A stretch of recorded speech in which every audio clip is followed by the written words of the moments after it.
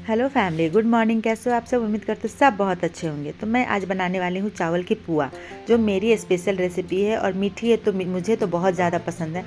तो मैंने इसके लिए चावल भिगोकर उससे पानी निकाल लिया था और यहाँ पे मैंने कढ़ाई में दूध गर्म करने के लिए रख दिया था। आप जितनी चावल भिंगाए ना उसी क्वान्टिटी के हिसाब से आप दूध ले लें।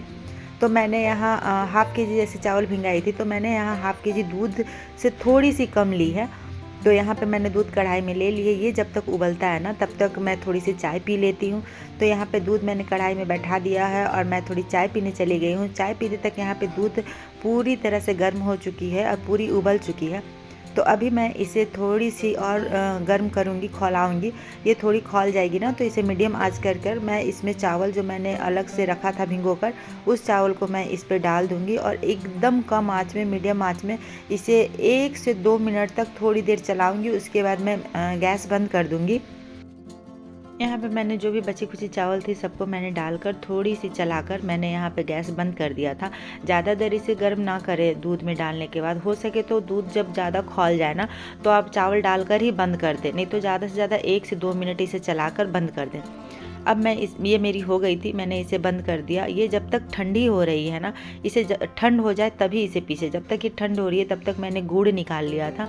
गुड़ आप चावल के हिसाब से जितनी आपको मीठी खानी है ना उसी हिसाब से डालें, पर पुआ में अगर थोड़ा मीठा ना हो तो फिर मज़ा कैसे लगेगा। तो मैंने यहाँ पे सारे गुड़ को तोड़ लिया था और यहाँ पे मेरी चावल भी ठंडा हो चुकी थी। मैंने इतने सारे गुड़ लिए थे, इसे मैंने तोड़ लिया था। अब इसमें जितना लगेगा मैं उसी हिसाब से डालूंगी। अगर लगेगा कि बहुत ज़्यादा हो रहा है तो मैं थोड़ा कम कर दूँगी।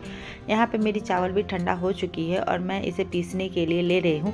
आप इसमें चावल अपने हिसाब से ले लें और जितनी इसमें हो सके उसके बाद इसमें गुड़ डाल दें और थोड़ी सी दूध या पानी इसमें, क्योंकि जो दूध है ना जिसमें चावल आप डालें उसमें बची ही रहती है दूध, तो वो थोड़ी सी दूध डालकर पीसें या फिर थोड़ी सी पानी डालकर पीसें। तो मैंने इसमें चावल और गुड़ ले लिया है और मैं इसे एक राउंड पीस चुकी हूँ। तो ये थोड़ा सा मोटा हो गया तो इसमें मैं थोड़ी सी पानी डालकर इसे अच्छी तरह से चला दे रही हूँ ताकि ये थोड़ी अच्छी से पिसा जाए। इसे बहुत ज़्यादा पतला नहीं पीसना है। पुआ का जो होता है ना, पेस्ट पुआ का जैसे बनता है ना, सेम उसी तरह बनाना है। जैसे आप मैदा का या आटा का जो पुआ बनाते हैं ना, सेम उसी तरह की पेस्ट बनाना है। तो मैंने इसे पानी डालकर अच्छी तरह से पीस लिया है। अब देख सकते हैं कितनी अच्छी तरह से पिसा चुकी है ये। मैंने इसे बहुत अच्छे तरह से पीस दिया है। अब चलिए इसे निकाल लेते हैं किसी बर्तन पे। तो मैंने यहाँ बर्तन, इतनी बड़ी बर्तन लिया है ना कि ताकि उसमें अच्छे से ये घुल सके। तो मैंने इसे पीस लिया है। इसी तरह जो भी बचे हैं ना उसको भी मैंने अच्छी तरह से पीस लिया है और इसको मैं बहुत अच्छी तरह से मिला लेती हूँ। बहुत अच्छी तरह से मैंने इसे चला लिया है। ज़्यादा इसे पतला नहीं करना है, इस हिसाब से करना है ना ताकि पुआ निकल जाए। जैसे मैदा या आटा का करते हैं सेम उसी हिसाब से, पतला करना नहीं है क्योंकि ये चावल का है ना तो ये और फैल जाएगा और बिल्कुल भी अच्छा नहीं होगा। तो मैंने यहाँ कढ़ाई में तेल ले लिया है। तेल मेरी गर्म हो चुकी है। रिफाइंड ऑयल मैंने ले लिया है और मैं इसे बहुत अच्छे तरह से मिला ले रही हूँ और एक एक करके मैं इसमें डालती हूँ। मेरी पुआ इतनी अच्छी बन के निकली है, इतनी अच्छी बन के निकली, और खाने में भी ये आटे और मैदे की पुआ से बहुत ज़्यादा स्वादिष्ट होता है। इसी बीच में मेरी फ्रेंड आ गई, वो बनाई थी इडली, तो वो मुझे इडली देने आ गई और मैं उसे बिना बताए पुआ बना रही थी। तो वो गुस्सा करने लगी कि मैं बोली हूँ कि ये रेसिपी मुझे बताने के लिए, तो आपने क्यों नहीं बताया, और मुझे बुलाकर मुझे दिखाइए शुरू से कि आप कैसे क्या किए हैं, कैसे क्या नहीं किए। इसलिए वो बहुत ज़्यादा गुस्सा हो रही है। तो यही होता है बेस्ट फ्रेंड में, बेस्ट फ्रेंड जितना प्यार करती है ना उतना ज़्यादा वो गुस्सा भी करती है। तो बेस्ट फ्रेंड की यही खास है कि मैं अगर ना बताऊं, और ख़ासकर अगर आप एक जगह रहते हैं ना तो फिर मुश्किल है। अगर आप कुछ छुप के भी सोचें ना बनाए तो आप बना नहीं सकते हैं कि कब वो धमक जाएगी, कब वो पहुंच जाएगी और उसे सब कुछ पता चल जाएगा। इसलिए वो गुस्सा करी कि मैं बहुत बार बोली कि आप मुझे बताओ बताओ, ये रेसिपी मुझे बहुत अच्छा लगता है, और मैं उसे बता नहीं पाई। तो वो थोड़ी देर देख रही है पर वो गुस्सा करी। वो बोल रही आप मेरे घर आओ, मेरे घर सारा चीज़ आप शुरू से बताओ। तो वो बोल रही है आपको जाना होगा मेरे घर। तो ये मेरी सबसे अच्छी दोस्त है, फ्लैट में मेरी सबसे अच्छी दोस्त है, मेरी बेस्ट फ्रेंड बोलिए, मेरी सुख दुख की साथी बोलिए, जो है यही है। और हम लोग अगर एक दूसरे को लगता है कि हाँ गलत है तो हम लोग उस चीज़ में भी टोकते हैं। तो यहाँ पे बहुत देर रही, हम लोगों ने बात किया और इसको मैं बता रही थी कि ऐसे करना वैसे करना, पर वो मानने के लिए रेडी नहीं है। वो बोल रही है कि घर आकर मुझे अच्छी तरह से आप बताएं। तो बस यही बात करते करते मेरी कुछ पुआ छना गई और इस बीच में मैं आपको दिखाना भी भूल गई कि मेरी पुआ कितनी सुंदर गोल गोल निकल रही थी। इस बीच में उसको नज़र पड़ा मेरी दवा पे। मेरी एक दवा है, तो वो दवा बोलती है ये तो बच्चे पीते हैं, आप कहाँ से पी रहे हैं? तो मैं बोली कि ये मुझे डॉक्टर ने लिखा है।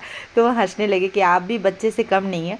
बस यही बात करते करते वो बात कर निकल गई। और इस बीच में मेरी 2-3 पुआ छन गई थी जो बहुत ही अच्छी निकली, और मैं आप लोगों को दिखाना भूल गई क्योंकि मैं उसके साथ बात करने लगी। पर कोई नहीं, अभी बहुत सारी पुआ मुझे छाननी है। सारी पुआ मेरी गोल गोल और बहुत अच्छी निकल रही है। उसने भी देखा तो बोला कि बहुत सुंदर लग रही है पुआ आपकी। फिर वो घर निकल जाती है और मैं जितनी भी पुआ हो मैं उसे छान कर रेडी करती हूँ। तो चलिए आप लोगों को पुआ दिखाते हैं कि कितनी सुंदर निकली है। इस तरह मैंने 2-4 छान लिया था, पर मैं अभी फिर से डालने वाली हूँ। मेरी बहुत सारी छाननी थी क्योंकि मेरी फ्रेंड सर्कल यहाँ पे बहुत ज़्यादा है, तो मुझे उसे भी देना है।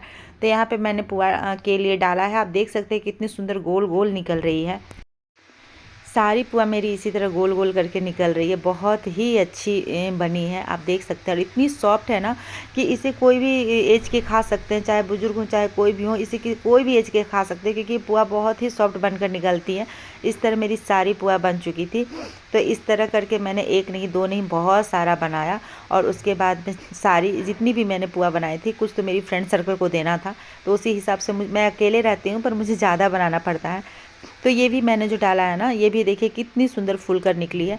इसी तरह करके मैंने सारे को छान लिया है। आप मीडियम आंच में, ज़्यादा फुल आंच में ना बनाएं, मीडियम आंच में बनाएं। मीडियम आंच में इतनी सुंदर बनती है, ज़्यादा कम भी नहीं और बहुत ज़्यादा भी नहीं, बस मीडियम आंच रहे तो सारी पुआ बनकर बहुत अच्छी से निकलती है।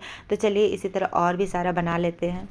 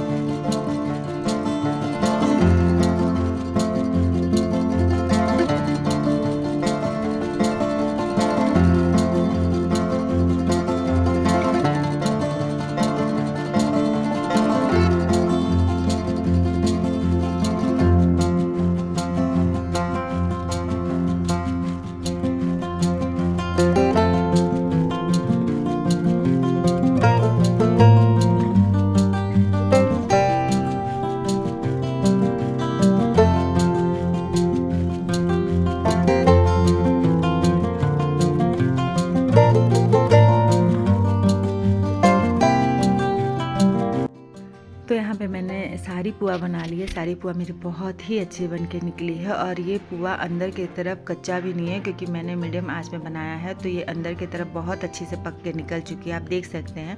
और इतनी सारी मैंने पुआ छान कर रख लिया है, और इसे मैंने पेपर पे डाला है क्योंकि ये ऑयली होता है ना, तो अगर पेपर के ऊपर आप डालो ना तो थोड़ा सा जो तेल होता है ना वो पेपर सोख लेता है।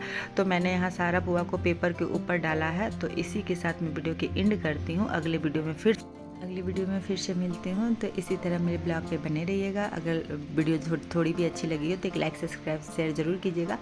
तो इसी के साथ बाय बाय।